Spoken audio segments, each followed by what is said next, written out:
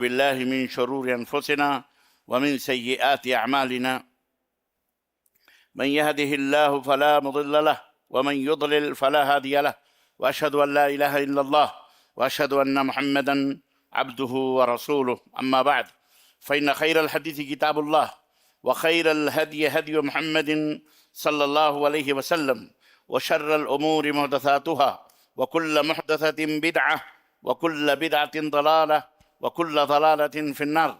قال الله تبارك وتعالى: يا أيها الذين آمنوا اتقوا الله حق تقاته ولا تموتن إلا وأنتم مسلمون. يا أيها الناس اتقوا ربكم الذي خلقكم والذين من قبلكم لعلكم تتقون. يا أيها الناس اتقوا ربكم الذي خلقكم من نفس واحدة وخلق منها زوجها وبث منهما رجالا كثيرا ونساء واتقوا الله الذي تساءلون به والأرحام إن الله كان عليكم رقيبا. يا أيها الذين آمنوا اتقوا الله وقولوا قولا سديدا يصلح لكم أعمالكم ويغفر لكم ذنوبكم ومن يطع الله ورسوله فقد فاز فوزا عظيما. اللهم صل على محمد وعلى آل محمد كما صليت على إبراهيم وعلى آل إبراهيم إنك حميد مجيد. اللهم بارك على محمد وعلى آل محمد كما بارکت علی ابراہیم وعلی آل ابراہیم انک حمید مجید. تمام قسم کی حمد و ثنا، کبریائی اور بڑائی اس اللہ عز و جل کے لیے لائق و زیبہ ہے جس سے ہمیں اور آپ کو پیدا فرمایا، اور بیش بہا درود و سلام اس ذات مبارکہ مطہرہ پر جن کا نام نامی اسم گرامی احمد مجتبیٰ محمد مصطفیٰ صلی اللہ علیہ وسلم. برادران اسلام، نوجوان دوستوں، بزرگوں اور بھائیوں اور قابل احترام اسلامی ماں اور بہنوں اور عزیز بچوں، اللہ تبارک و تعالیٰ کا فضل و کرم ہے کہ جس نے ہمیں یہ ماہ مبارک کی خیر و برکات کی گھڑیاں اور لمحات عنایت فرمائی ہیں. اللہ رب العزت کا بے پایہ احسان ہے کہ جس نے ہمیں اسلام جیسی عظیم الشان دولت سے مالا مال فرمایا ہے. اللہ تبارک و تعالیٰ کا یہ بے پایہ کرم ہے کہ جس نے ہمیں سارے جہانوں سے افضل اپنے بعد سب سے مکرم اور محترم نبی حضرت محمد بن عبداللہ صلی اللہ علیہ وسلم کو ہمارا رہبر اور رہنما بنا کر کے اس کائنات پہ مبعوث فرمایا ہے. ہم اللہ تبارک و تعالیٰ کا بے پایہ شکر ادا کرتے ہیں جس نے ہمیں ہماری زندگی، ہمارا کانسٹیٹیوشن آف اسلام اور ہماری زندگی، دستور بندگی، دستور عبادت، آئین عبادت و بندگی کے لیے کتاب اللہ جس کا نام قرآن مجید ہے، اللہ تبارک تعالیٰ نے قرآن کریم ہمیں نازل فرمایا، ہمیں دیا، جس کے اندر ہم اچھے اور برے بننے اور اچھے اور برے کی تمیز کرنے کی ہدایات اور توجیہات اور اچھے اور برے کا علم جاننے کی یہ کتاب ہدایت ہمیں عطا فرمائی ہے. المہم کس کا ہم اللہ تعالیٰ کا شکریہ ادا کریں اور کن کن باتوں کے اوپر فَبِأَيِّ آلَاءِ رَبِّكُمَا تُكَذِّبَانِ، اللہ کی کن کن نعمتوں کو تم جھٹلاؤ گے اور کن کن نعمتوں کو یاد کرو گے. آج ماہ مبارک کی 23ویں شب ہے. الحمدللہ، اللہ کرے کہ آج اس 23ویں شب میں ہم سب جو شب بیداری کریں گے، شب گزاری کریں گے، اللہ کی عبادت و بندگی کریں گے، نبی کائنات کے فرمان مبارک پر عمل کرتے ہوئے ہم راتوں کو زندہ کریں گے اور اسی طرح اللہ کی عبادت و بندگی کریں گے، جس کو اذکار کریں گے. اللہ تعالیٰ سے دعا کریں کہ اللہ اس رات کو لیلۃ القدر بنا دے. آواز نہیں آئی. اللہ ہمارے لیے اس شب کو شب قدر بنا دے، اسے لیلۃ القدر بنا دے. اس طرح کی آواز آئے. مردوں میں نہ رہو، زندگی پیدا کرو اپنے اندر. مومن ہر لمحہ ہر وقت زندہ ہوتا ہے. روزے اس کے کمر نہیں توڑتے، مصیبتیں اسے پریشان نہیں کرتی. وہ مصیبتوں سے، طوفانوں سے لڑنا جانتا ہے، وہ ٹکرانا جانتا ہے. مومن کو اللہ تبارک تعالیٰ نے ایمان کی قوت عطا فرمائی ہوتی ہے. مردے بن کے نہ رہو، زندے بن کے رہو. آواز نکلنی چاہیے.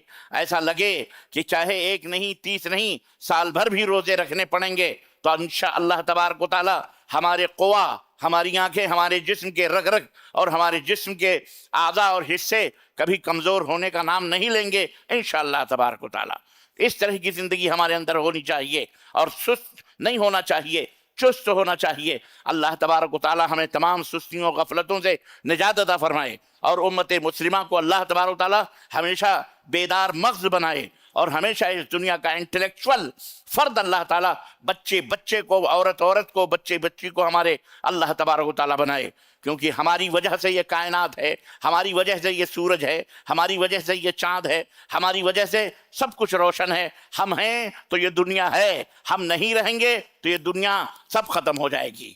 جو ہمارے صدقے میں الٹا چور کوتوال کو ڈانٹے، ہمارے صدقے میں سب کھا رہے ہیں، ہماری وجہ سے وہ بھی زندہ ہیں جو اللہ کو برا بھلا کہہ رہے ہیں، جو اسلام کا انکار کر رہے ہیں، جو قرآن اور سنت کو نہیں مان رہے ہیں، ہماری وجہ سے وہ زندہ ہیں۔ المہم قرآن کریم کی آج انشاءاللہ تبارک و تعالی سورۃ الاعراف ہم اور آپ اس کا معنی اور مطلب جانیں گے انشاءاللہ تبارک و تعالی کہ سورۃ الاعراف کیا ہے، کتنی آیتیں ہیں، اس کے اندر اللہ رب العزت نے اپنے بندوں کے لیے کیا کیا نعمتیں چھپا کے رکھی ہیں، کیا کیا برکتیں اس کے اندر موجود ہیں، اس کی فضیلت کیا ہے، اور اللہ تبارک و تعالیٰ نے اس کے اندر ہمارے لیے کیا کیا احکامات بتا کے رکھے ہیں جس سے ہم جنتی بن سکتے ہیں، اللہ کے خوشنودی کا اللہ تبارک و تعالیٰ کو خوش کر سکتے ہیں، اللہ کی رضا حاصل کر سکتے ہیں، رسول اللہ صلی اللہ علیہ وسلم کے نقش قدم پہ چل سکتے ہیں۔ تمام سب چیزیں ہم انشاءاللہ تعالیٰ آج کے اس سورہ مبارکہ کے اندر حاصل کرنے کی کوشش کریں گے۔ قرآن کریم کی یہ ترتیب کے اعتبار سے 7ویں سورہ مبارکہ ہے، اور یہ سورہ مبارکہ 5 آیتوں کو چھوڑ کر ٹوٹل مکۃ المکرمہ کے اندر نازل ہوئی ہے۔ یہ سورہ مکیہ ہے، اور آپ کو پتہ ہونا چاہیے مدنی سورتوں کا اور مکی سورتوں کا مزاج جو ہے نزول کا الگ الگ ہے، اور یہ بہت بڑی تعلیم ہے، بہت بڑی اللہ تبارک و تعالیٰ کی طرف سے ہمارے لیے قانون ہدایت ہے۔ داعی مبلغ جو اللہ تبارک و تعالیٰ کی راہ میں دعوت دیتے ہیں، تبلیغ کرتے ہیں، تبلیغ میں اللہ کے پیغام کو لوگوں تک پہنچانے والے ہیں۔ ہر مسلمان داعی ہے، ہر مسلمان کو داعی ہونا چاہیے، ہر مسلمان کو مبلغ ہونا چاہیے، ہر مسلمان کو اللہ اس کے رسول کا پیغام پہنچانے والا ہونا چاہیے، چاہے وہ مرد ہو یا عورت۔ اس کے لیے ایک بہت بڑی بات اللہ رب العزت نے بتائی ہے کہ سورہ جو مدنیہ ہوتی ہیں، جو مدنی صورت ہوتی ہیں، ان مدنی صورتوں کا مزاج الگ ہوتا ہے، اور جو مکی صورتیں ہوتی ہیں، یعنی وہ صورتیں جو ہجرت سے پہلے مکۃ المکرمہ میں نازل ہوئی ہیں، ان صورتوں کا مزاج الگ ہوتا ہے، ان صورتوں کا تخاطب الگ ہوتا ہے، انداز الگ ہوتا ہے، میٹر الگ ہوتا ہے۔ کچھ چیزیں مشابہ ہوتی ہیں، لیکن اکثر و بیشتر مکی صورتوں کے اندر آپ مشاہدہ کریں گے کہ اس کے اندر زیادہ تر یہودیوں کے زیادہ تر کفار مکہ کو یا عام انسانوں کو خطاب کیا گیا ہے۔ زیادہ تر توحید کا تذکرہ ہے، زیادہ تر آخرت کا تذکرہ ہے، زیادہ تر جنت اور جہنم کا تذکرہ ہے، موت کا تذکرہ ہے، زیادہ تر انبیاء، سابقہ انبیاء اور رسولوں کے قصے اور ان کے واقعات کو بیان کیا گیا ہے جو مکی صورتیں ہیں، اور زیادہ تر اللہ تبارک و تعالیٰ کے گرفت اور اللہ تبارک و تعالیٰ کی پکڑ کے تعلق سے گفتگو ہوئی ہے۔ تو اس کا مطلب کیا ہے؟ اور جو مدنی صورتیں، اس میں زیادہ تر حلال کا تذکرہ، حرام کا تذکرہ، اہل کتاب کا تذکرہ، شادی کا تذکرہ، بیاہ کا تذکرہ، اور اس کے اندر اور دیگر چیزیں جو مسلمان مومنوں کو خطاب کیا گیا ہے کہ مومن ایسے بنو، مومنوں کو ایسا ہونا چاہیے، مومن اے ایھا الذین آمنوا اتقوا اللہ، تقوی اختیار کرو، اے ایمان والو سچ بولو، اے ایمان والو یہ کرو، ایمان والوں کو زیادہ تر خطاب کیا گیا ہے۔ اور اہل مکی صورتوں میں زیادہ تر کفر کا، شرک کا بھی، اور کیا کہتے ہیں، ظالم کا، ظلم کا، ان تمام سب چیزوں کا تذکرہ کیا۔ بہت کم اہل کتاب کا تذکرہ ملے گا آپ کو، یہودیوں کا تذکرہ ملے گا، نصرانیوں کا تذکرہ ملے گا، کیونکہ مکے میں یہودی نہیں رہتے تھے نا، مکے میں نصرانی نہیں رہتے تھے نا، اس وجہ سے مکے میں کفار رہتے تھے، مشرکین رہتے تھے، آخرت کے منکرین رہتے تھے، نبی کریم صلی اللہ علیہ وسلم کو ستانے والے، مسلمانوں کو ایذا پہنچانے والے، یہ لوگ رہتے تھے زیادہ تر۔ تو اس کے اندر زیادہ تر ان کا تذکرہ ہے۔ تو اس سورہ مبارکہ مکی ہے، 7ویں سیریل میں 7ویں نمبر کی ہے، جس میں توحید کا، رسالت کا، آخرت کے بنیادی عقائد کے ساتھ ساتھ انبیاء کرام کا بھی ذکر کیا گیا ہے۔ حضرت نوح کا تذکرہ، حضرت ہود کا تذکرہ، حضرت صالح کا ذکر، حضرت نوح علیہ السلام کا تذکرہ، حضرت شعیب، حضرت موسیٰ علیہم الصلاۃ والتسلیم کا تذکرہ، سب کا آپ کو ملے گا۔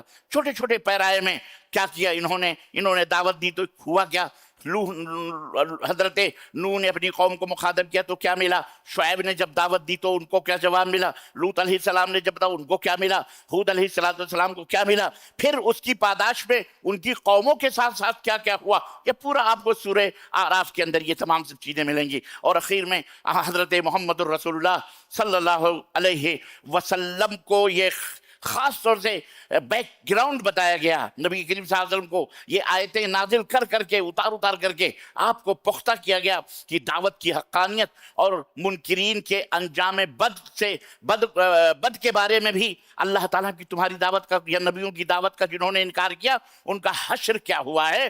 اللہ کے نبی کو بتلایا گیا کہ اے میرے نبی یہ واقعات بتا کر کے ان کو ڈراؤ تاکہ وہ اللہ کی طرف آئیں، جنت کا بھی تذکرہ کرو، لالچ دلاؤ تاکہ وہ جنت کی طرف آئیں، جنت و جہنم کے درمیان کیا ہوگا کیسے ہوگا وہ تمام سب چیزیں ذکر کی جائیں۔ اس مناسبت سے اس سورہ مبارکہ کا نام سورہ اعراف رکھا گیا۔ سورہ اعراف جنت اور جہنم کے بیچ میں ایک جگہ ہے، ادھر جنت ہے اور ادھر جہنم ہے مثال کے طور پر، تو بیچ میں ایک دیوار ہے، اونچی سی دیوار ہے، اس کو اعراف کہتے ہیں۔ اس کا بھی تذکرہ، اس کا بھی معنی آئے گا انشاءاللہ تبارک و تعالی۔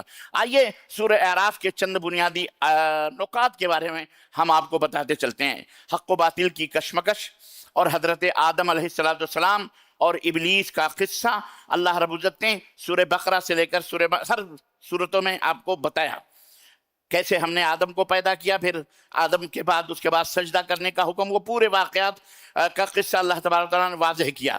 شیطان انسان کا کھلا ہوا دشمن ہے، یہ بھی آپ کو بتایا گیا۔ انبیاء علیہ السلام کے قصے، ان کی امتوں کے واقعات کے ذریعے اس سورہ مبارکہ میں یہ بتایا گیا ہے کہ رسولوں کو جھٹلانے والے اور رسولوں کا مذاق اڑانے والے، رسولوں کو گالیاں دینے والے ان قوموں کو کس طرح سے تباہ و برباد کر دیا گیا اور ان کے ساتھ کیا انجام ہوا، اس سورہ اعراف کے اندر آپ انشاءاللہ سنیں گے۔ جنت اور جہنم کے درمیان وہ جو میں نے بتایا کہ ایک بلند دیوار ہے جہاں وہ لوگ ہوں گے جن کی نیکیاں اور گناہ دونوں برابر ہوں گے، تو وہ کدھر جائیں، جنت میں جائیں کہ جہنم میں جائیں، تو وہ بیچ میں اٹکے رہیں گے بیچارے۔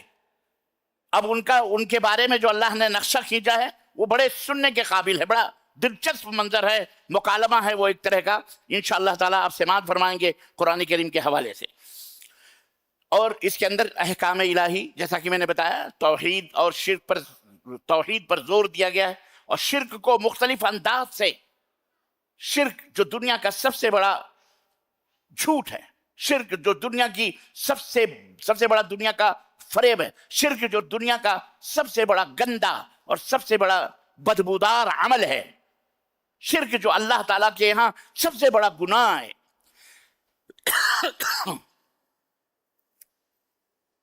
اللہ تعالیٰ نے کس انداز سے اپنے بندوں کو کھول کر کے اس کی وضاحت فرمائی ہے اور سیدھے راستے پر چلنے کی ترغیب فرمائی۔ اسی طرح سے اللہ تعالیٰ نے کئی جگہوں پہ اپنی نعمتوں کو یاد دلایا، پچھلی قوموں کی تباہی بربادی، ان کے عبرت کے نشان کو واضح کیا اور لوگوں کو متنبہ کیا کہ اے لوگوں پچھلی قوموں کی طرح تم نہ ہو جانا جنہوں نے اپنے نبیوں کا تمسخر اور مذاق اڑایا۔ اسی طرح سے مقام یہ سورہ مبارکہ مکۃ المکرمہ کے اندر نازل ہوئی، اور جیسا کہ ہم نے بتایا وَسَأَلُوهُمْ عَنِ الْقَرْيَةِ الَّتِي، یہ جو آیت کریمہ ہے یہ پہلی آیت ہے، 5 آیتیں یہ بیچ کی ہیں، یہ مدینہ المنورہ میں نازل ہوئی، ورنہ بقیہ سورت جو ہے یہ پوری کی پوری مکۃ المکرمہ میں نازل ہوئی۔ اس کے اندر 206 آیتیں، اور یہ بڑی صورتوں میں شمار ہوتی ہے،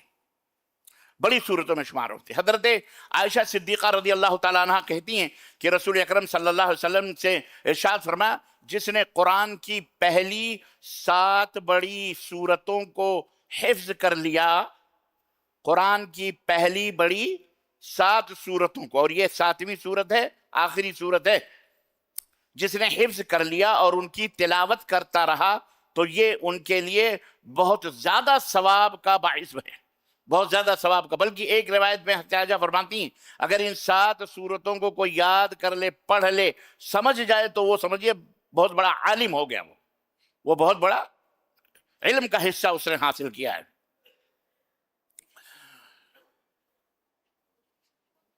عزیزان گرامی، اس سورہ میں بہت سارے مضامین بیان کیے گئے ہیں، بہت سارے عنوانات ہیں۔ میں نے بتایا چند میں اشارے کرتا چلوں میں۔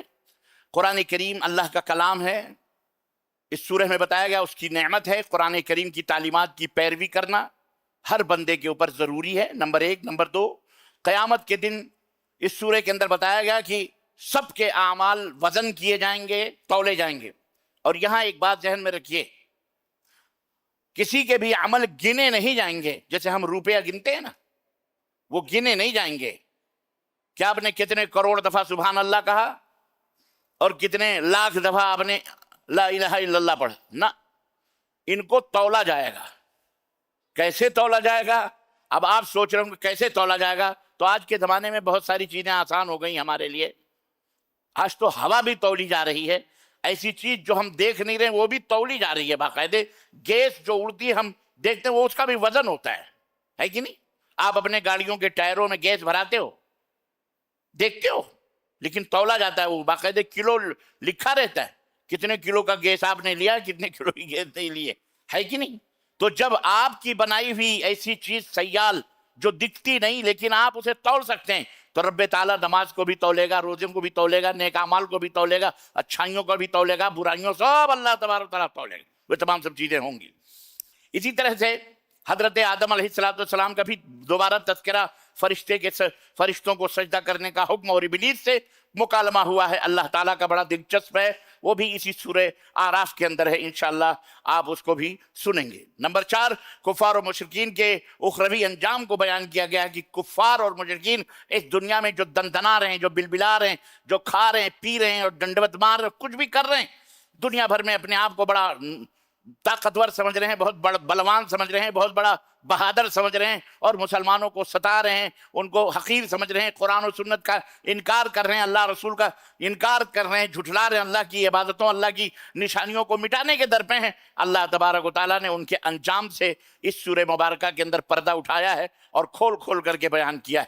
قیامت کے دن ایمان والوں کے حالات، جہنمیوں کے حالات، آراف والوں سے ہونے والی گفتگو، یہ تمام سب سورہ آراف کے اندر الحمدللہ مذکور ہے۔ اللہ تعالیٰ نے اپنی عطا کردہ نعمتوں سے اپنے وجود اور اپنی وحدانیت پر دلیل قائم کی ہے کہ یہ نعمتیں دیکھو، کھا رہے ہو، پی رہے ہو، اللہ کو پہچانو۔ یہ کون، کس نے دی ہیں تم کو؟ یہ کون عطا کرتا ہے تم کو؟ اسی طرح سے اللہ عز و جل نے حضرت آدم کے واقعے کے علاوہ مزید 7 واقعات بیان کیے ہیں اسی سورہ اعراف کے اندر۔ حضرت نوح، حضرت صالح، حضرت لوط، حضرت شعیب، ان سب کا تذکرہ، بلع باعور کا، فرعون اور موسیٰ کا، موسیٰ علیہ السلام کا اور فرعون مردود کا، اسی طرح موسیٰ علیہ السلام کا اور بلعم باعور ایک آدمی تھا۔ اور اس سورت کے اخیر میں اللہ عز و جل نے شرک کا تفصیلی طور پر رد فرمایا ہے، اور بلند اخلاق کی تعلیم دیتے ہوئے اللہ اور اس کے رسول کی پیروی کا حکم دیا ہے، اور لوگوں سے کہا ہے کہ اللہ اس قرآن اور رسول کی طرف رجوع کرو۔ آپ یہ سوچتے ہوں گے پچھلی جو سورت ہے سورہ انعام ہے، اس سے پہلے 6ٹھی سورت، سورہ انعام کا اس سورہ سے کیا تعلق ہے، کیا مناسبت ہے کہ اللہ نے اس کے بعد اس سورہ کو نازل فرمایا؟ اس تعلق سے میں آپ کو اس مناسبت کے تعلق سے بتاؤں کہ پچھلی سورہ انعام میں آپ نے سنا حضرت آدم علیہ السلام کی تخلیق، سابقہ امتوں کی ہلاکت اور انبیاء علیہ السلام کے ذکر فرمایا سورہ انعام کے اندر، جبکہ سورہ اعراف میں ان 3 اس میں تھوڑا تھوڑا ذکر ہے۔ شیطان سے جو گفتگو ہوئی اللہ کی، اس کا مکمل ذکر نہیں ہے، شیطان نے اللہ سے کیا کہا اس کا مکمل ذکر نہیں ہے، انبیاء علیہ السلام کا تھوڑا تھوڑا ذکر پیچھے گیا، لیکن سورہ اعراف میں اللہ نے انہی واقعات کو تفصیل کے ساتھ بیان کیا ہے۔ یہ ہے نسبت آپ کی پچھلی سورت سے سورہ انعام کے تعلق سے، یہ سورہ انعام کی اور اس سورہ مبارکہ کی جو سورہ ہم پڑھنے جا رہے ہیں اور سمجھنے جا رہے ہیں۔ اس سورہ مبارکہ کا آغاز ہو رہا ہے الف لام میم صاد، جیسے آپ نے پچھلے پڑھا الف لام میم 3، سورہ بقرہ۔ مختلف سورتوں کے یہ حروف مقطعات ہیں اور میں نے بتایا کہ اس کا معنی اور مطلب کسی کو نہیں پتا ہے، اللہ کو پتا ہے، یا اللہ نے اپنے نبی کو بتایا ہوگا تو نبی کریم صلی اللہ علیہ وسلم کو پتا ہے، اور اللہ کے نبی نے نہ صحابہ کو بتلایا نہ کسی اور کو بتلایا۔ ظاہر ہے وہ چیز جس کا تعلق ڈائریکٹ امت سے نہ ہو، یا امت کا اس میں کوئی فائدہ یا خیر یا بھلا نہ ہو، یا اس سے کوئی نقصان نہ ہو، تو اللہ کے نبی جو حکیم الامت ہیں، جنہیں اللہ تبارک و تعالیٰ قدم قدم پہ رہنمائی فرماتا تھا، تو ظاہر ہے ان کو بتانے کی کوئی ضرورت نہیں۔ اگر اس میں ہمارے لیے کوئی چیز خیر کی ہوتی تو ضرور اللہ رب العزت ہمیں بتاتا، اور اللہ کے نبی صلی اللہ علیہ وسلم ضرور بتاتے۔ اللہ نے فرمایا کتاب انزل الیک، اے میرے حبیب یہ کتاب ہے قرآن، یہ کتاب قرآن ہے جو تمہاری طرف نازل کی گئی ہے۔ فلا یکن فی صدرک حرج، تو آپ کے سینے میں اس سے کوئی تنگی نہیں ہونی چاہیے۔ تاکہ کیوں یہ کتاب کیوں نازل کی گئی، یہ قرآن کیوں اتارا گیا؟ لتنذر بہ وذکری للمؤمنین، یہ کتاب یہ قرآن اس لیے اتارا گیا تاکہ آپ اس قرآن کے ذریعے سے لوگوں کو ڈرائیے، اور ایمان والوں کے لیے ذکرہ ہے، سراسر اس کے اندر نصیحت ہے۔ عزیزان گرامی قدر، نبی کریم صلی اللہ علیہ وسلم سے اللہ تبارک و تعالیٰ یہ بات بیان فرما رہا ہے کہ یہ کتاب جو آپ کے اوپر اتاری گئی ہے آپ کے رب کی طرف سے ہے، اور اس کے اتارنے کا مقصد اور ہدف اور گول یہ ہے کہ آپ لوگوں کو اس کے بارے میں عذاب الہی سے ڈرائیں۔ مومنوں کے لیے یہ کتاب باعث رحمت ہے، شفاء للمؤمنین ہے، اس قرآن کے اندر ان کے سینوں کے لیے شفا ہے۔ اس کتاب کے نازل ہونے کے دو مقاصد ہیں، اس کتاب کے نازل ہونے کے دو مقاصد ہیں، انذار و تبشیر، یعنی کافروں کو ڈرانا اور مومنوں کو بشارت دینا۔ اور آپ کا کام یہی ہے، کیا؟ وَدَاعِيًا إِلَى اللَّهِ بِإِذْنِهِ وَسِرَاجًا مُنِيرًا، آپ کا کام اللہ کی طرف دعوت دینا ہے۔ علیک ان علیک البلاغ وعلینا الحساب، آپ کا کام لوگوں تک پہنچانا ہے۔ آپ کا کام دو ہے، ایک لوگوں کو اللہ سے ڈرائیے اس کتاب کے ذریعے سے، پڑھ کر کے ان کو سنائیے، دنیا والوں کو دیکھو میرے بھائی ایک بات بتاؤں میں اللہ کی قسم، آپ اپنے دماغوں کو تھوڑا سا میرے حوالے کرو، اپنی سماعتوں کو میرے حوالے کرو تھوڑا سا۔ میں آپ کو بتانا چاہ رہا ہوں، قرآن کریم کو سمجھنا جو لوگوں نے ہمارے بھارت میں اتنا مشکل بنا رکھا ہے کہ ارے قرآن نہیں سمجھ سکتے، یہ کتاب یہ قرآن تو بس قسم کھانے کے لیے عدالتوں میں، قسم کھانے کے لیے، سر پہ رکھنے کے لیے، بس یہ کتاب سے کوئی کام نہیں۔ کوئی کسی کو سردی زکام ہے، کسی کو جن پکڑا، کسی کو بھوت پکڑا، اس کو پھاڑ کے تعویذ بنا کے دو، اس کتاب کو تم نہیں سمجھ سکتے۔ بعض جگہوں پہ بعض لوگوں نے تو یہاں تک ڈرایا ہوا، اللہ کی قسم اس کو پڑھو گے گمراہ ہو جاؤ گے، ہاں اس کو پڑھو گے سمجھو گے تو کیا ہو جاؤ گے؟ واللہ بتلا رہا ہوں، تم قرآن سمجھ سکتے ہو؟ اس قرآن کو سمجھنے کے لیے اتنے علوم کی ضرورت ہے، اتنا لنگی پھاڑنے کی ضرورت ہے، اتنے چٹائی توڑنے کی ضرورت ہے، اتنے دارالعلوموں کے سرٹیفکیٹ لینے کی ضرورت ہے، 14 برس پڑھنے کی ضرورت ہے۔ آپ بیچارے دنیا میں پیدا ہوئے، گھر کا ماحول نہیں، وہ گاؤں کے شہر میں دیہات میں محلے میں، ادھر یہودی، ادھر اہل کتاب، ادھر کافر، ادھر غیر مسلم، ادھر کچھ، بیچ میں آپ پیدا ہوئے۔ ماں باپ بیچارے ان پڑھ گنوار، محنت مزدوری کرنے والے، غربت زدہ، بادشاہوں حکمرانوں جن کس کے عزیزان گرامی دور ہو گئے اللہ کے اس کلام سے۔ میں آپ کو پیغام دیتا ہوں، اے میرے دوستوں اور میرے بھائیوں مسلمانوں، اے میری ماں اور بہنوں اور عزیز بچوں، اس قرآن کو جس دن آپ سمجھ جائیں گے نا، آپ دنیا کے تاجور بن جائیں گے۔ اب مجھے کہو گے آپ سمجھتے ہو تو آپ کیوں نہیں تاجور بن گئے؟ ہم لوگ کہتے تھے جب مدرسوں میں پڑھتے تھے تو بڑے بڑے مولانا آتے تھے تو کہتے تھے بیٹے آپ میں کوئی امام بخاری ہے، کوئی امام مسلم ہے، کوئی امام ابو داؤد ہے، کوئی امام نسائی ہے، تو ہم آپس میں کہتے تھے یہ ہم کو الو بنا رہے ہیں، ہمیں امام بخاری، امام مسلم، داؤد یہ خود کیوں نہیں بن گئے جو جوتیاں چٹکھاتے پھرتے ہیں؟ دیکھو یہ سب شیطانی سوچ۔ لیکن دیکھو کچھ بھی ہو، تاجور ہونے کے لیے تاج ہی پہننا ضروری نہیں ہے۔ وہ زمانے گئے جب خلیل خان فاختے اڑایا کرتے تھے اور اس کو مالداری کی علامت سمجھی جاتی تھی۔ آج بڑے بڑے تاجور گلف میں بھی پڑے ہوئے ہیں، آپ اپنے لوگوں میں بیٹھے رہتے، پتہ ہی نہیں چلتا کہ بادشاہ کون ہے، اس کا وزیر کون ہے اور اس کا نوکر کون ہے کہ نہیں؟ تواضع انکساری. بادشاہ کا مطلب وہ تو کفار تاجور یہ وہ نقشے بازیاں ہوتی تھیں ان کو کہا جاتا تھا. مومن جو ہوتا ہے سادہ ہوتا ہے. تاجور کا مطلب یعنی آپ کا حکم چلے گا، آپ کو لوگ قدوہ سمجھیں گے، آپ کو لوگ امام سمجھیں گے، آپ کو اپنا آئیڈیل سمجھیں گے، آپ کو اپنا رول ماڈل سمجھیں گے. آپ کی زبانوں سے نکلی ہوئی باتیں تحریر کر کے آپس میں تقسیم کریں گے. لوگ آپ کی عزت کریں گے، آپ کی پیشانیاں چومیں گے، لوگ آپ کے لیے یہ ہوتا ہے تاجور کا مطلب. حضرت ہارون رشید رحمت اللہ علیہ، ان کے 2 بیٹے، وہ دونوں اتالیق مدرس بنائے گئے پڑھانے کے لیے، قرآن پڑھانے کے لیے دربار میں. وہ استاد غریب آدمی، بیچارہ غریب آدمی استاد جو ہے بچوں کو پڑھا رہے تھے.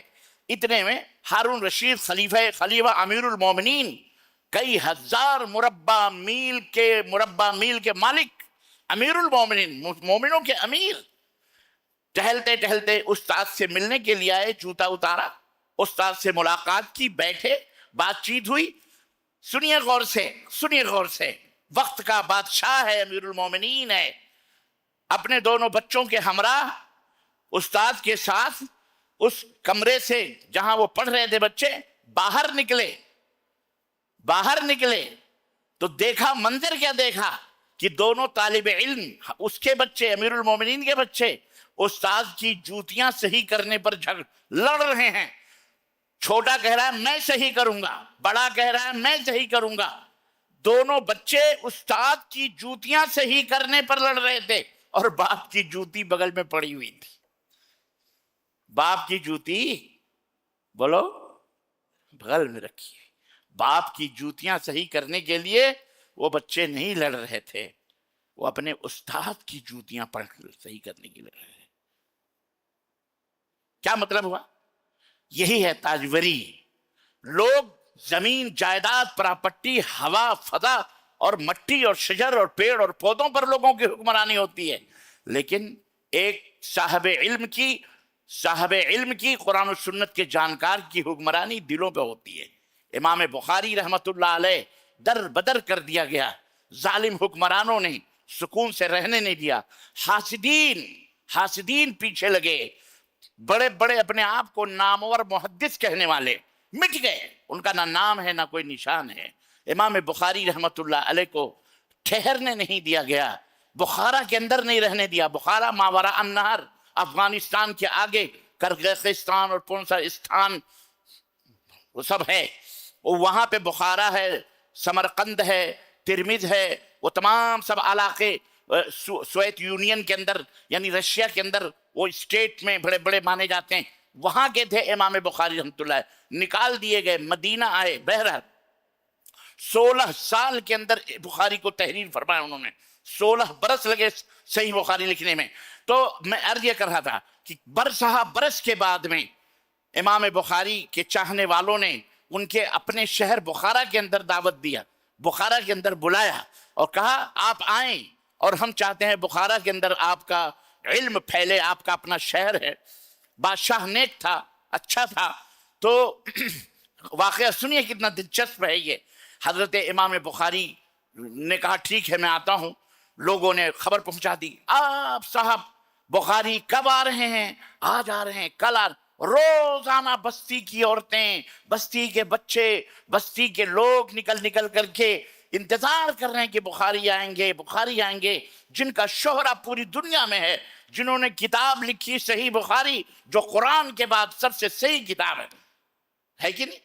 تو ایک دن ہوا کہ امام بخاری آ رہے ہیں. اب پورا شہر امٹ پڑا.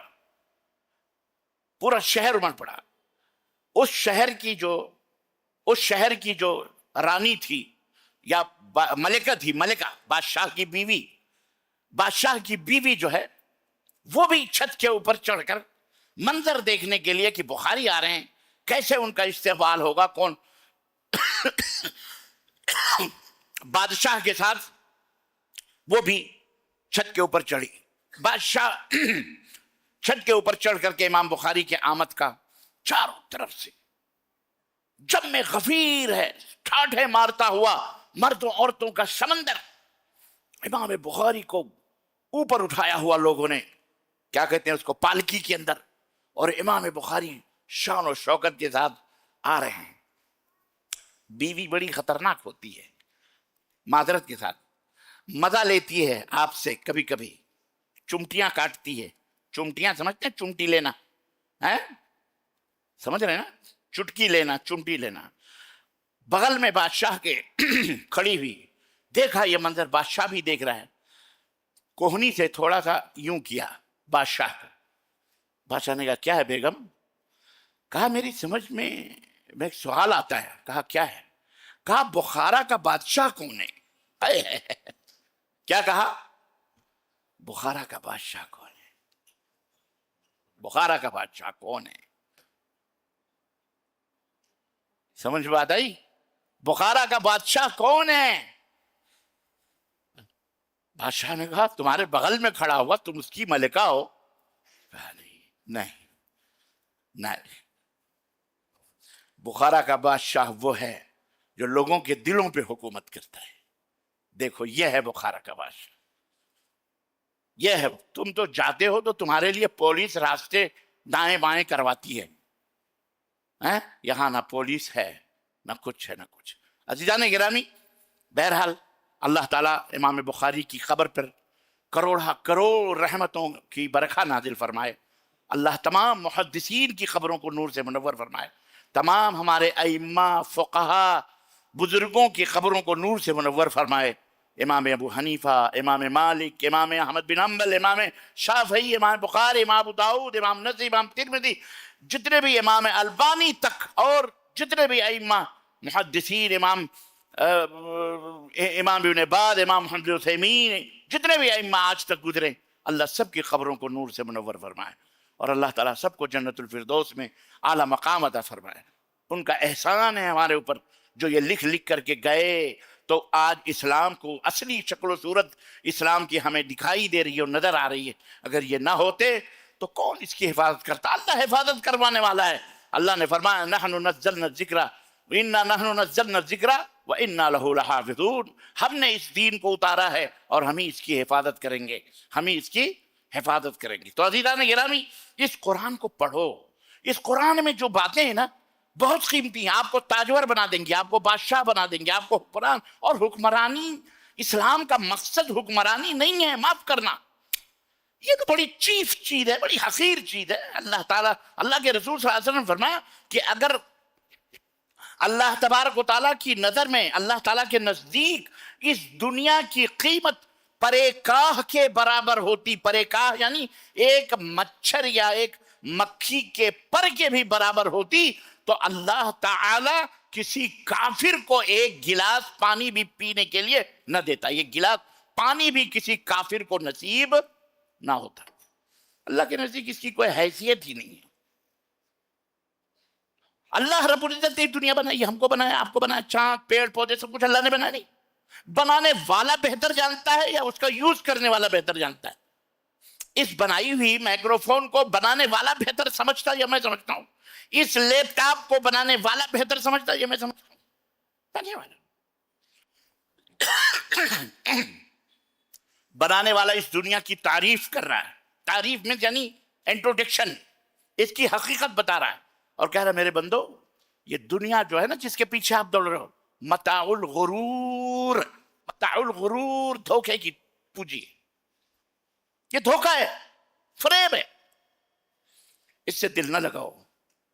تمہارا اصل مقام جو ہے 60 برس 70 برس یہاں رہو گے، اصل زندگی اس کے بعد ہے. اصل زندگی دیکھو، میں باتوں میں ذرا لمبا چلا جاتا ہوں. یہ سب باتیں قرآن کے اندر یہاں موجود ہیں. میں چاہتا ہوں آپ اس کو پڑھو، اپنے بچوں کو پڑھاؤ، اپنی بیوی کو پڑھاؤ. قرآن کا ترجمہ ہر زبان میں. میرا کہنے کا مطلب یہ ہے سیکھو، اس کو پڑھو، اس کو آپ اپنی روح کو مطمئن پا جائیں گے اس دنیا میں. میں نہیں کہتا آپ پیسہ نہ حاصل کرو، دولت نہ حاصل کرو. پیسے نہ ہوتے تو اتنی عالی شان مسجد نہ ہوتی، اتنے خوبصورت پنکھے نہ لگے ہوتے. یہاں اور بھی ضرورت ہے اس کی. بہرحال اے سی لگے گی انشاءاللہ، سینٹرل اے سی، جہاں بالکل گرمی محسوس نہیں کریں گے انشاءاللہ۔ نیچے اوپر ہماری مائیں بہنیں بیٹیاں شکایتیں کرتی، یہاں ڈسٹ ہے، یہاں غبار ہے۔ صبر کرو میری ماں بہنوں بیٹیوں، صبر کرو، صبر کرو، اور ذرا جیبیں ہلکی کرو مسجد چار مینار، مسجد بلقیس کے لیے جیبیں ہلکی کرو، ذرا زیورات جن کے زکوٰۃ نکال نکال کر کے ایک دن ختم ہو جائیں گے تمہارے زیورات، لیکن کچھ تم کو نہیں ملے گا۔ اس مسجد کے لیے کم از کم خرچ کرو۔ اللہ تعالیٰ آپ کو، ہم سب کو اس کی توفیق عطا فرمائے۔ جی جناب علی، اتنی بڑی مسجد ایسے نہیں بنی ہے، اس کے پیچھے ایک بہت بڑا دماغ، بہت بڑا پیسہ، کروڑوں لگے ہوئے ہیں، اور اس میں آپ کا بھی حصہ الحمدللہ موجود ہے اور مسلسل چل رہا ہے۔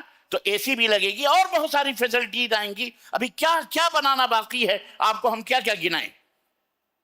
ہم تو یہاں انشاءاللہ میتوں کے غسل کے لیے انشاءاللہ میں باقاعدہ بہترین قسم کا، جو سعودی عرب وغیرہ کے اندر کتنے اچھے انداز سے گرم ٹھنڈے پانی کے ساتھ عزت کے ساتھ میت کو غسل دیا جاتا ہے، کفن وغیرہ کا بھی میں انتظام فری میں کروانے والا ہوں انشاءاللہ تبارک و تعالی۔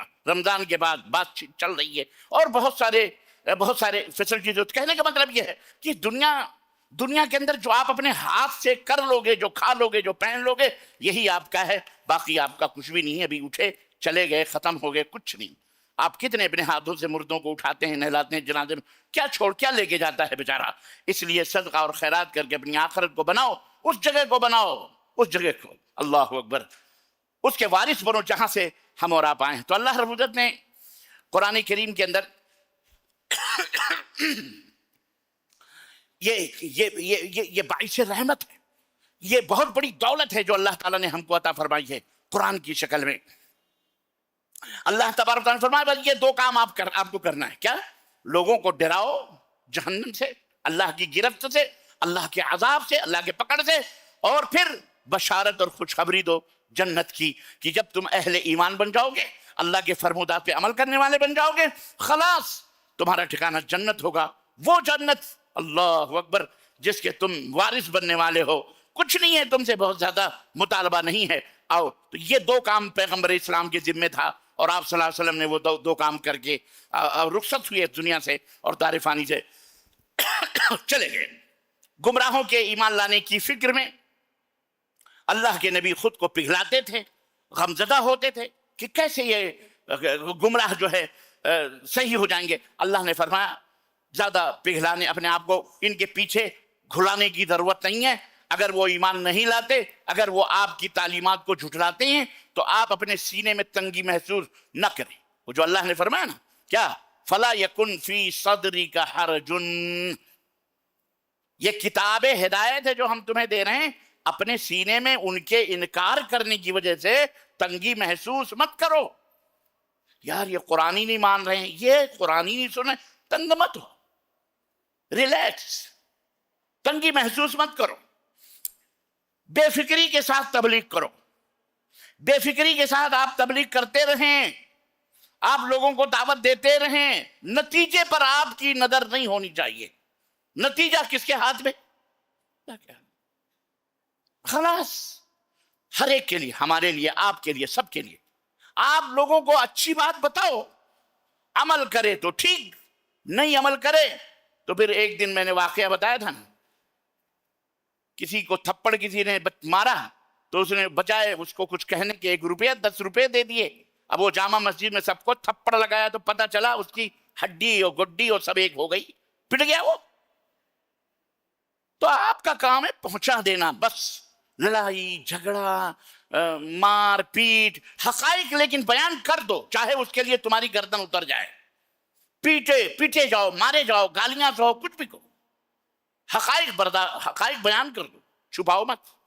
سمجھانے میں تمہیں کوئی ایک ذرہ بھی باقی نہیں چھوڑنا ہے، سب کچھ سمجھا دینا ہے کہ غلط کیا ہے، صحیح کیا ہے، اس کا نتیجہ اللہ کے اوپر چھوڑو، تم صبر کرو۔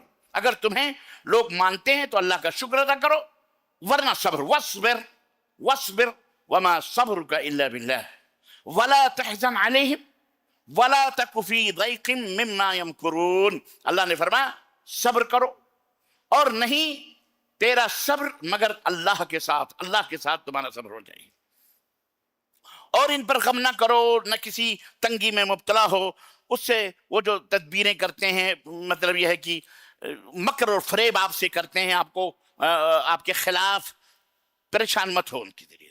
اللہ نے فرمایا لعلک باخع نفسک الا یکونوا مؤمنین، اے میرے حبیب ایسا لگتا ہے شاید آپ اپنے آپ کو اس غم میں ہلاک کر لیں گے کہ یہ مومن نہیں ہو رہے ہیں۔ یہ مومن کیوں نہیں ہو رہے ہیں؟ اس غم میں آپ اپنے آپ کو ہلاک۔ اتبعوا ما انزل الیکم من ربکم ولا تتبعوا من دونہ اولیاء قلیلا ما تذکرون۔ اللہ نے فرمایا کہ اس کے پیچھے چلو جو تمہاری طرف تمہارے رب کی جانب سے نازل کیا گیا ہے۔ اے دنیا کے لوگوں، اتبعوا، اس کے پیچھے چلو، کس کے؟ جو تمہارے رب کی طرف سے، ہاں، جو تمہارے رب کی طرف سے، جانب سے تمہاری طرف نازل کیا گیا ہے، اتارا گیا ہے۔ وَلَا تَتَّبِعُوا مِن دُونِهِ اولیاء، اور اس کے سوا اور دوستوں کے پیچھے مت چلو۔ قَلِيلًا مَا تَذَكَّرُونَ، پر افسوس ہے تم بہت کم ہی ہو جو نصیحت حاصل کرتے ہو۔ حقیقت بھی ہے، بہت کم ہیں ہم جو نصیحت پکڑتے ہیں۔ اس آیت کریمہ میں امت محمدیہ صلی اللہ علیہ وسلم کو یہ نصیحت کی گئی ہے کہ اے میرے نبی کی امت کے لوگوں، صرف اور صرف اللہ کی طرف سے جو باتیں بتائی جا رہی ہیں، جو احکامات نازل کیے جا رہے ہیں، ان کی پیروی کرو۔ اس کے علاوہ کسی بھی دوسرے کی پیروی نہ کرو۔ اتبعوا، دوسروں کی پیروی کرو، پیروی صرف اس کی جو اللہ کی طرف سے، دوسروں کی پیروی نہ کرو، کیونکہ اللہ کے نازل کیے ہوئے احکام کے سوا کسی بھی دوسرے کی پیروی کرنا اللہ کے مقابلے میں من دونہ، یعنی غیر اللہ کو اپنا اولیاء اور اپنا دوست بنانا ہوا۔ غیر اللہ کو اپنا دوست، ولا تتبعوا من دونہ اولیاء، ہاں جی، تمہارے اولیاء ہوں، تمہارے دوست، اگر تم ان کی پیروی کرو گے تو تم نے گویا ان کو اپنا اولیاء بنا لیا، ان کو اپنا دوست بنا لیا ہے۔ قرآن و سنت کے مقابلے میں کسی کی بھی بات مت مانو، خواہ وہ بڑے سے بڑا امام کیوں نہ ہو، خواہ وہ بڑے سے بڑا بزرگ، یا بڑے سے بڑا اپنے آپ کو سائنٹسٹ، اور بڑے سے بڑا محقق، بڑے سے بڑا مفکر ملت، غازی ملت، قادر ملت، دانگ ملت، لعنت ملت، فلانے ملت، گمراہ ملت، کوئی بھی ہو۔ سمجھ میں بات آئی؟ قرآن اور سنت کے مقابلے میں کسی اور کی چل سکتی، اور اس کی دلیل سورہ اعراف کی آیت نمبر 2 ہے۔ اتبعوا ما انزل الیکم من ربکم ولا تتبعوا من دونہ اولیاء۔ اللہ اکبر۔ وَكَم مِّن قَرْيَةٍ، اسی آیت کریمہ سے اگر کوئی بات قرآن و حدیث کی صریح الفاظ میں نہ ملے تو کسی آیت یا حدیث میں اس کی طرف ضرور نہ کہیں اشارہ ضرور ملتا ہے۔ اس کے لیے کسی بھی آپ بڑے عالم سے جب سمجھ میں نہیں آتا تو آپ ان سے پوچھ سکتے ہیں کہ حضرت اس کا معنی کیا ہے، اس کا مطلب کیا ہے، لیکن وہ قرآن ہو اور وہ حدیث ہو۔ کسی ایک ہی بات، کسی ایک ہی مولوی کا دم پکڑ کر کے بیٹھے رہنا، اس کی دم، اور ہر ایک بات میں بس ہمارے حضرت نے فرمایا، ہمارے حضرت نے فرمایا، ہمارے حضرت نے فرمایا، ہمارے امام نے فرمایا، یہ حرام ہے۔ آپ کا کوئی امام نہیں، آپ کا سچا امام، سچا عالم اور سچا شیخ وہی ہے جو آپ کو رب کے قرآن کی اور محمد الرسول اللہ صلی اللہ علیہ وسلم کے فرمان کی بات بتائے۔ وہی آپ کا امام ہے، وہی آپ کا عالم ہے، وہی آپ کا بڑا ہے۔ ورنہ کوئی اپنے منہ سے کتنا بھی بڑا اپنے آپ کو سمجھے اور کرے، اگر وہ غلط راہ بتلا رہا ہے قرآن و سنت میں جس کا پتہ لتا نہیں ہے تو وہ شیطان ہے۔ وہ کون ہے؟ بولو۔ ہاں، یہ یاد رکھو، یہ آج کے اس درس کا یوں سمجھئے خلاصہ ہے۔ یہ وہ من دون ہی اولیاء ہے، وہ منع کیا گیا ہے، منع کیا گیا ہے اس کی اتباع اور پیروی کی۔ اللہ نے اس کے بعد کیا فرمایا؟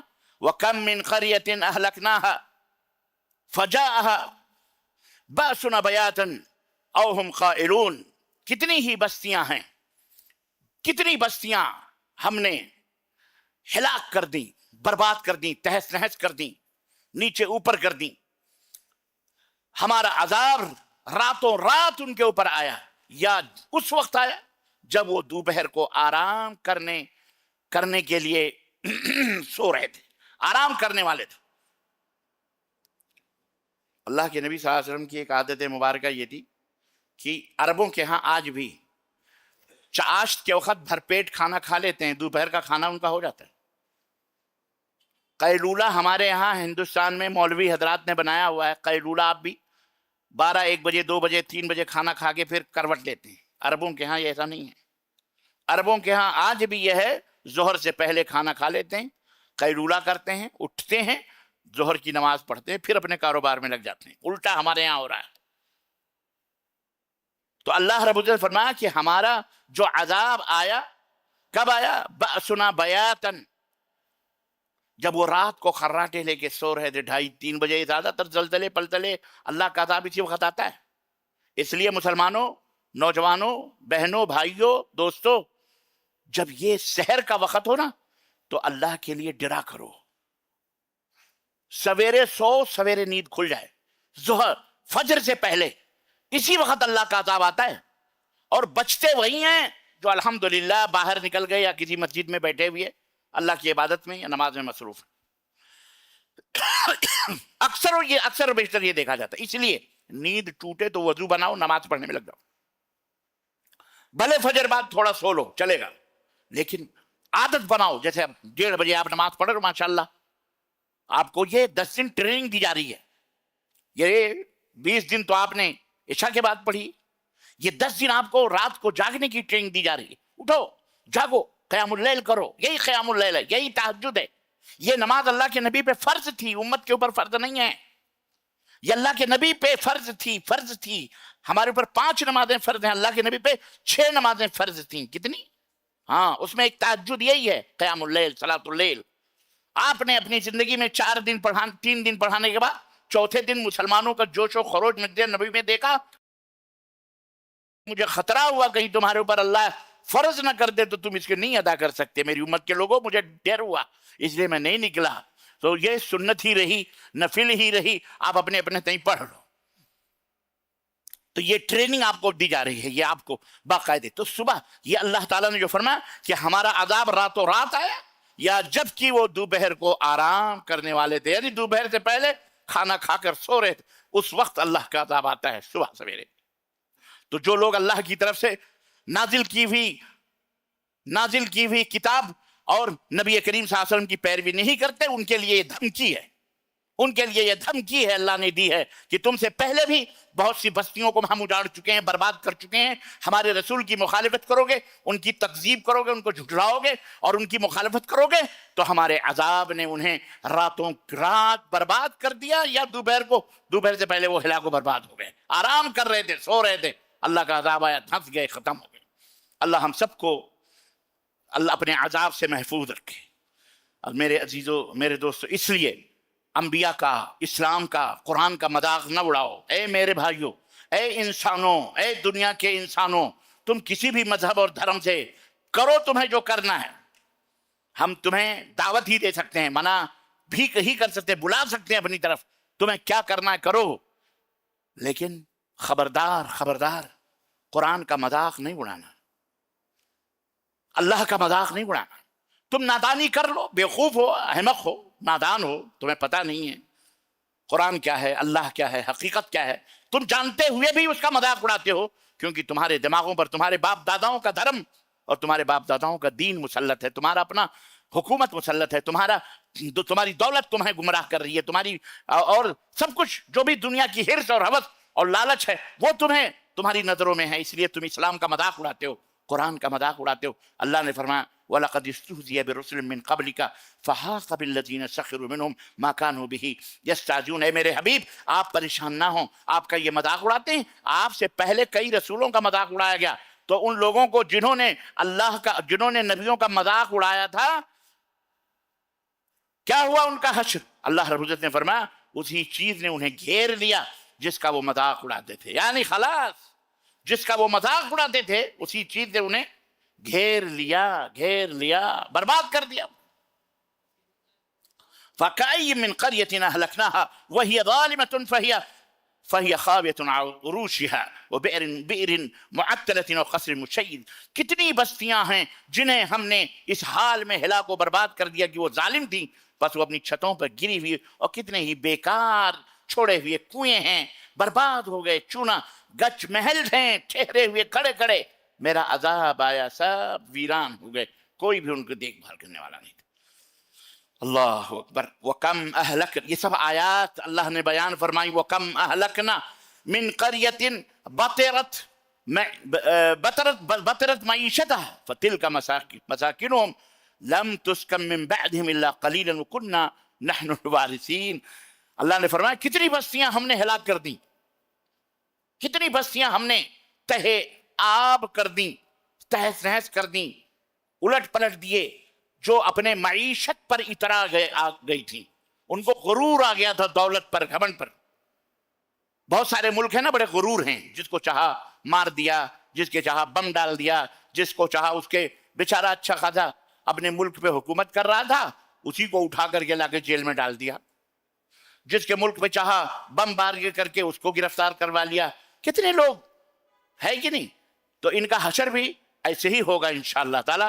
बस इंतजार करो थोड़े दिन, इनका भी वही होना। तो अल्लाह रब्बुल इज्जत बड़ी मईशत पर बड़ा घमंड है, बड़ा गुरूर है हमारे पास। अब ये हथियार हैं, हम जो हथियार हैं, हमारे पे ये मिसाइल है, हमारे पे वो मिसाइल है, हमारे पे फलाने, और मोटे मोटे भीख मांग रहे हैं, चड्डी पहन के घूम रहे हैं। पब्लिक उनके मुल्कों की रियाया हाथों भीख मांग रही है। जाके देखो बाहर खड़े हुए बेचारे रोजी रोटी के लिए तरस रहे हैं, पत्ते चाट रहे हैं। हमारे भारत के बच्चे पत्ते चाट रहे हैं, और हम सरहदों को बचाने के लिए बड़े बड़े मोटे मोटे मिसाइल मारे डर के किसके लिए खरीद रहे हैं? बरसहा बरस पड़े हुए हैं, किसी काम नहीं आते, खा रहे। अल्लाह रब्बुल इज्जत ने फरमाया कितनी बस्तियां हमने हिलाक कर दी जो अपनी मईशत, अपनी ताकत के ऊपर इतरा गई थी। तो ये हैं उनके घर जो उनके बाद आबाद नहीं किए गए, उनके बाद वो घर आबाद नहीं किए गए मगर बहुत कम। और फिर हुआ क्या? छोड़ के चले गए और हम इसके वारिस हो गए। अल्लाह फरमाता है हम इसके वारिस हो गए। ये जमीन का वारिस कौन है? अल्लाह। इसकी जमीन का मालिक कौन है? अल्लाह है। अल्लाह अकबर। अल्लाह हम सब की हिफाजत फरमाए। मेरे अजीजों, मेरे दोस्तों, फमा काना दअवाहुम इज़ जाअहुम बअसुना इल्ला अन क़ालू इन्ना कुन्ना ज़ालिमीन।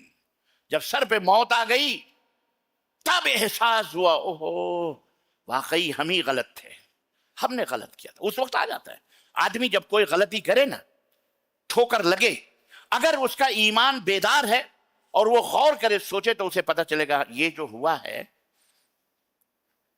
ये इसमें जरूर हमारा कोई ना कोई कारनामा याद आएगा उसे।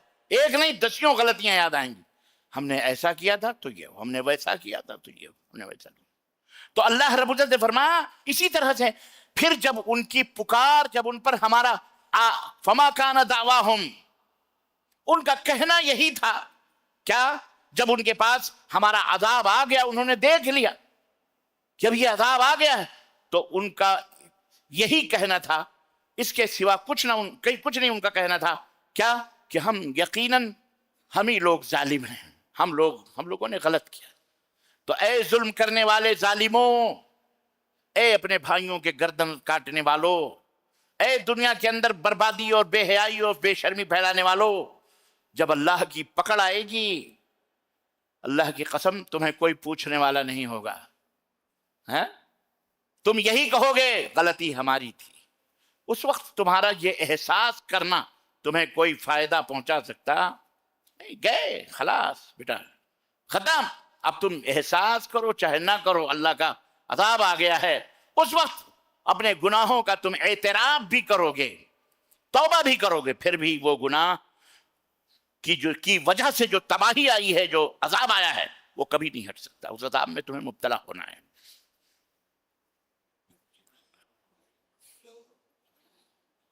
अल्लाहु अकबर। फलनसअलन्नल्लज़ीना उरसिला इलैहिम वलनसअलन्नल मुरसलीन।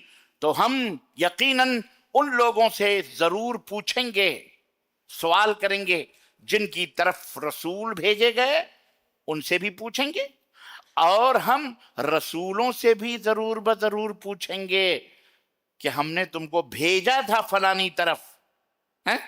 तो दोनों से पूछोगी। ये ना सोचो कि खबर ही के अंदर सिर्फ पूछे जाओगे। सवालात मरहले दर मरहले कई होंगे, समझे आप? तो अल्लाह ने फरमाया वहां भी पूछे जाओगे, यहां भी पूछे जाओ। कहां पूछे जाओ? अल्लाह ताला ने क़यामत के दिन तमाम उम्मतों को फैसले के लिए जब जमा फरमाएगा, सब जमा होंगे, तो हर उम्मत और हर गिरोह آئیں گے یہ فلانے گروہ ہیں، یہ فلانی نبی کی امت کے لوگ ہیں، یہ فلانے یہود کی امت کی امت ہے، یہ صالح کی امت آ رہی ہے، موسیٰ کی امت آ رہی ہے، یہ عیسیٰ علیہ الصلوۃ والتسلیم سب کی امتیں آنے، تو اللہ تعالیٰ ہر فرد سے بلا بلا کے پوچھے گا، ان سے پوچھے گا کہ انہوں نے انبیاء اور رسول کی دعوت جب آئی تھی تو کہاں تک قبول کیا تھا؟ معراج ربانی کی دعوت، فلانے کی دعوت، فلانے امام کی، فلانے مولوی کی دعوت نہیں. ہم کون ہیں؟ ہم کس کھیت کے مولی ہیں؟ ہمارا پیغام ہمارے مفتی صاحب فلانے یہ نہیں پوچھا جائے گا آپ سے. اللہ تعالیٰ کیا پوچھے گا؟ ان کو تھوڑا سا اللہ تعالیٰ کیا پوچھے گا؟ ہاں ہم نے انبیاء بھیجے تھے، رسول بھیجے تھے، ہمارے پاس کون بھیجے گئے بتاؤ؟ ہمارے پاس کون آئے؟ حضرت محمد الرسول اللہ صلی اللہ علیہ وسلم. تو ہم سے پوچھا جائے گا،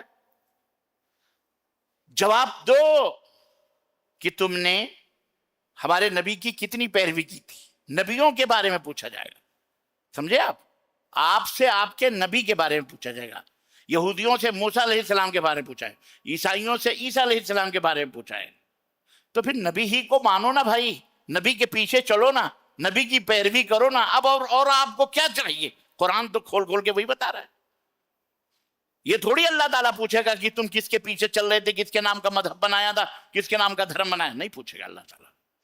بلکہ جن کو تم اپنا امام، اپنا مقتدی، اپنا پیشوا سمجھ رہے ہو، وہ بھی بیچارے، وہ بھی پوچھے جائیں گے. چاہے امام مالک ہوں، چاہے امام احمد بن حنبل ہوں، چاہے امام شافعی ہوں، چاہے شیخ عبد القادر جیلانی ہوں، چاہے کوئی بھی، وہ سے بھی پوچھا جائے گا. وہ بھی کہیں گے ہاں ہم محمد الرسول اللہ صلی اللہ علیہ وسلم کی پیروی کرتے.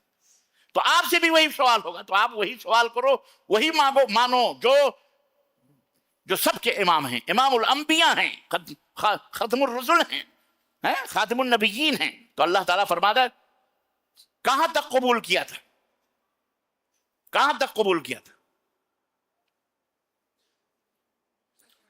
کیا وہ اس دین اور اس کتاب پر ایمان لائے تھے، جو اس دین اور اس کتاب پر ایمان لائے تھے جو میرے نبی لے کے آئے تھے؟ پوچھے گا اللہ تعالیٰ. کیا انہوں نے توحید اور اللہ کی بندگی اور اللہ کی اطاعت و فرمانبرداری کے بارے میں کچھ بتایا تھا اور تم نے ان کا پیغام قبول کیا تھا؟ اللہ پوچھے گا. اور رسولوں سے بھی پوچھا جائے گا. رسولوں سے کیا پوچھا جائے گا؟ اے میرے رسولو، یہ بتاؤ کیا جن کی طرف میں نے تمہیں رسول بنا کے بھیجا تھا انہوں نے اللہ کا پیغام من وعن مطلب ایکس وائی زیڈ، الف سے لے کر یا تک، بے کم و کاس، بغیر کمی اور بغیر زیادتی کیے ہوئے تم نے ہمارا پیغام ہمارے بندوں تک پہنچا دیا تھا؟ جیسا کہ اللہ نے فرمایا یوم ینادیہم فیقول ماذا اجبتم المرسلین، جس دن قیامت ہوگی اس دن ہم سب کو آواز دیں گے اور اللہ فرمائے گا کہ تم نے رسولوں کی دعوت کا کیا جواب دیا تھا، کیا جواب دیا تھا؟ اور فرمایا یوم یجمع اللہ الرسل فیقول ماذا اجبتم قالوا لا علم لنا انک انت علام الغیوب. جس دن اللہ رسولوں کو جمع فرمائے گا اس دن کہے گا اے میرے رسولو تمہیں کیا جواب دیا گیا جب تم میرا پیغام میرے بندوں تک لے کے گئے، تو تمہیں کیا جواب دیا گیا؟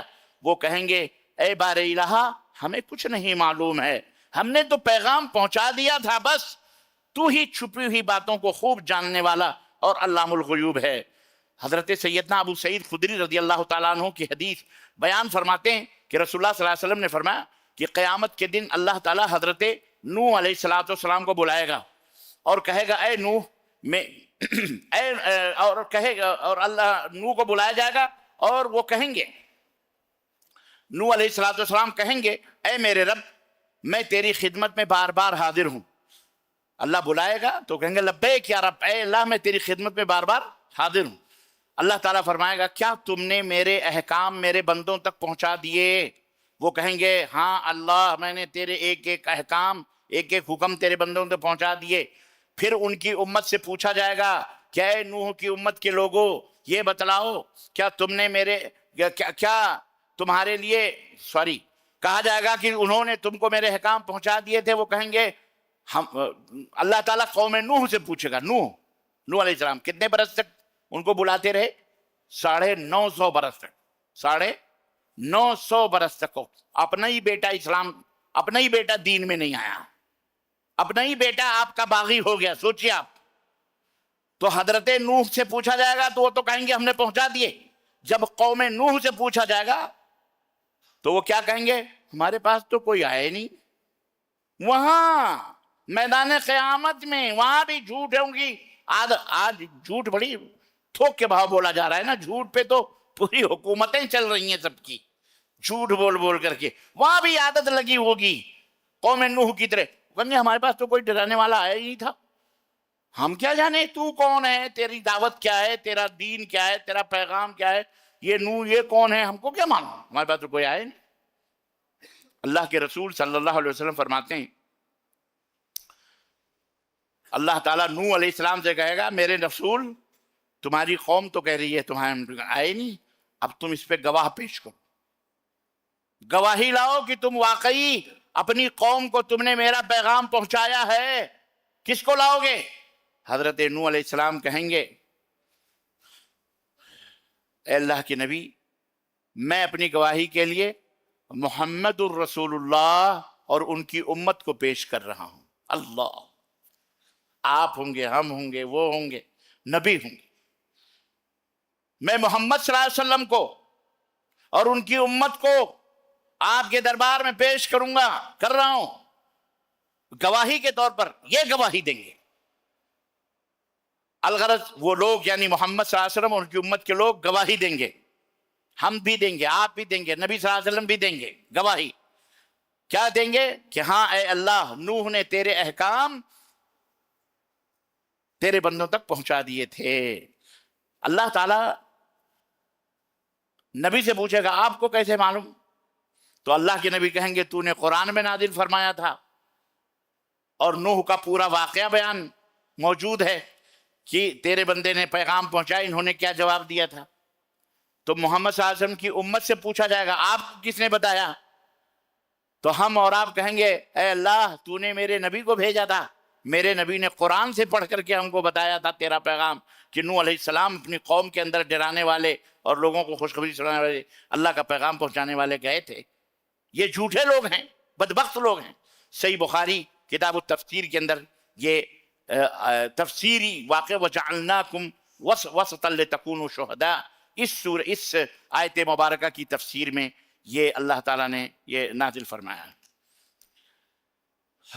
بہرحال اللہ فرماتا ہے کہ وما کننا غائبین، یہ جو کچھ بھی کر رہے ہیں ہم اس سے غائب نہیں ہیں. تم جو کچھ بھی کر رہے ہو ہم اس سے غائب نہیں ہیں، ہم دیکھ رہے ہیں. اللہ اکبر. والوزن یومئذ الحق فمن ثقلت موازینہ فاولئک هم المفلحون. بہرحال بات لمبی ہے، میں چاہتا ہوں کہ اتنا کافی ہے اور 11 بج رہے ہیں. تو سوال و جواب بھی ہیں آپ حضرات کے، وہ بھی لے لیتے ہیں. انہی چند آیتوں پر اپنی بات ختم کرتے ہوئے اس کی پوری تفصیل انشاءاللہ کل آپ کی خدمت میں رکھی جائے گی. اللہ عز و جل سے دعا ہے کہ اللہ تعالی ہمیں اور آپ کو کہنے اور سننے سے زیادہ عمل کرنے کی توفیق عطا فرمائے، اور قرآن کو پڑھنے سمجھنے، اپنے بال بچوں کو پڑھانے سمجھانے کی توفیق عطا فرمائے، اور اس سے محبت کرنے، اس کے احکامات پر عمل کرنے اور اس کے بتائے ہوئے راستے پہ چلنے کی ہم سب مسلمانوں کو، بلکہ پوری دنیا کو، مسلمان ہوں، غیر مسلم ہوں، مسلم ہوں، نان مسلم ہوں، سب کو اللہ توفیق عطا فرمائے. اور اللہ تعالیٰ اس کے خیر برکات سے ہم سب کے گھروں میں روشنی عطا فرمائے، برکتیں عطا فرمائے. اور یہ ماہ مبارک اللہ تعالیٰ ہماری زندگی میں اسی طرح سے یہ رونقیں بار بار ہماری زندگی میں لائے، اور اللہ تعالیٰ ہم سب کو اپنے اس مبارک مہمان سے ملوائے، اور اللہ اس کے تحفے اور اس کے ہدیے جو موجود ہیں اللہ ہم سب کے دامن مراد کو اس سے مالا مال فرمائے، اور اس کی خیر و برکت سے ہم سب کو سرخرو فرمائے. آمین یا رب العالمین. وصلی اللہ علیہ نبینا محمد وعلی آلہ وصحبہ اجمعین.